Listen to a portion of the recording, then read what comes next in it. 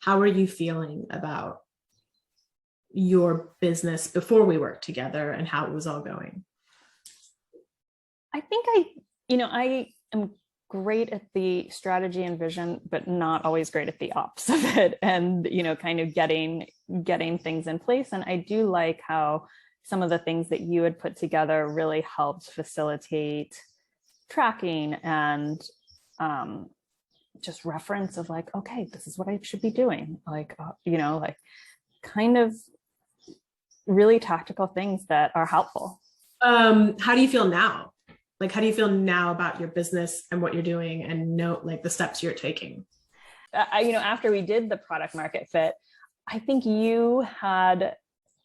I've just been with, kind of a bunch of coaches, and I think you actually like understood my business and what I do, which is not something that a lot of other coaches did. And it's not to say that like everyone needs to know exactly what someone does, but I think being able to like see some of it and understand it was helpful for me, and that like you didn't just apply like what other was working somewhere else to my business. So, and I think, there's definitely things that work across all businesses, but that I think that had been a problem for me before.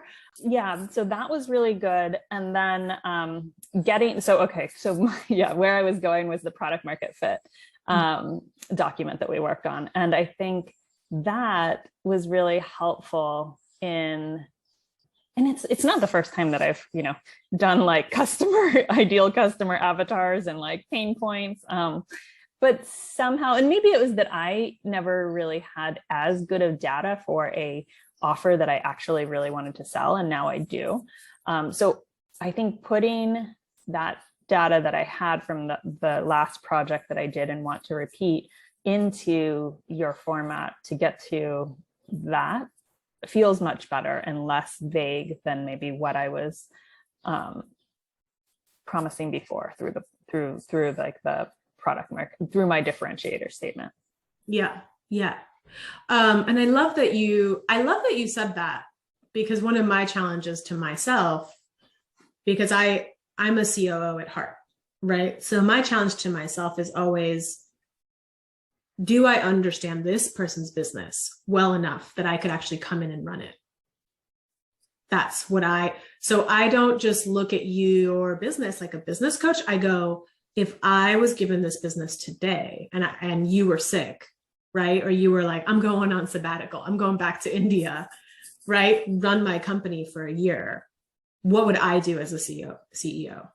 Mm-hmm.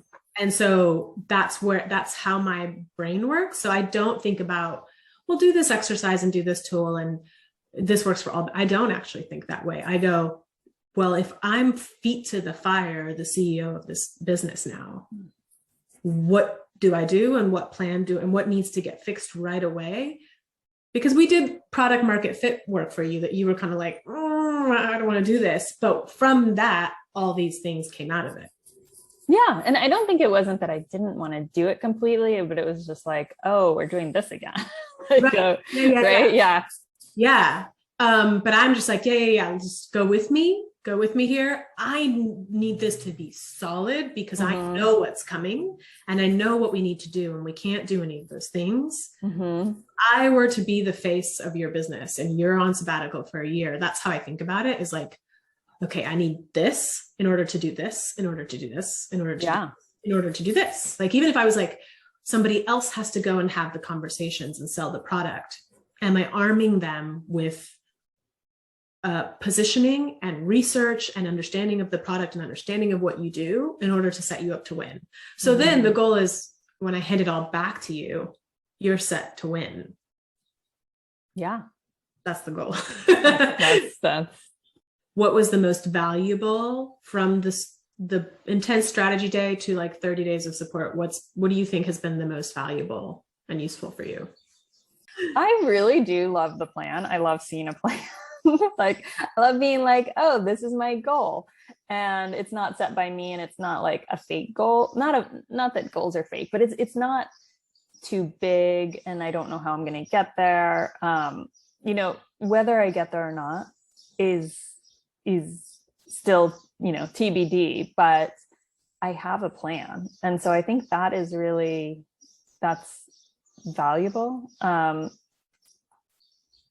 don't know if I'm like, I'm going to try to be really good about logging on my calls and tracking my metrics and things like that. But I don't know if that was like, I think that is valuable, and just being like, oh, I need this many of this package, this many of this package to, you know, kind of meet my monthly goal, or meet my quarterly goal, depending on like how it ends up panning out. Right. But I think, I think both of those things are valuable. I think the goal like kind of gives me some kind of nice warm fuzzy, like, oh, great. Like there's a plan here, you know? And then the 30 days of support, that's been amazing. Yeah. It's been great. Yeah. It's been great to like have, that as a, you know, extension of the day. Yeah. I think because it's just too much information in the day. I think like, even if you take it in on that day, the next day you might be like, what am I doing again? Yeah. I mean, there's the strategy sheet. So, and I mean, I've looked at it again and I've pulled up other things, but yeah, just kind of being able to go in there and ask you a question is really helpful. Yeah. Awesome.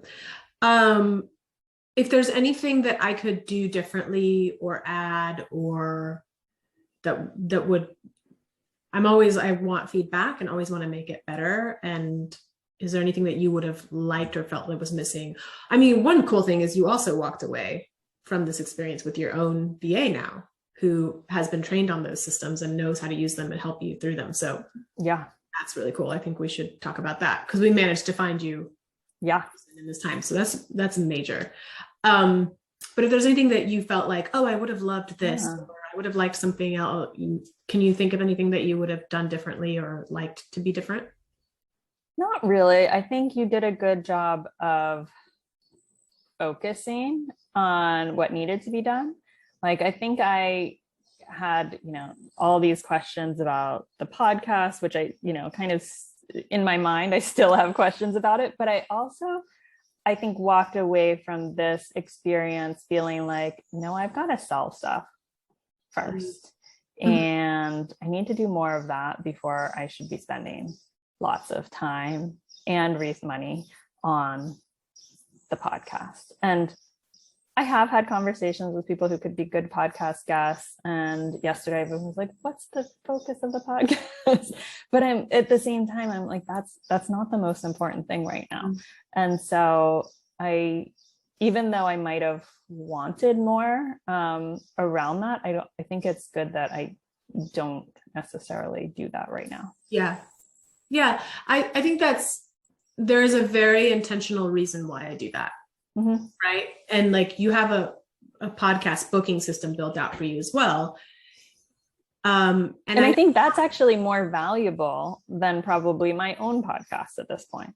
Yes, because it makes more sense. Yeah. For context, we made Michelle a system to get her booked onto all of her ideal podcasts and a whole pitching system.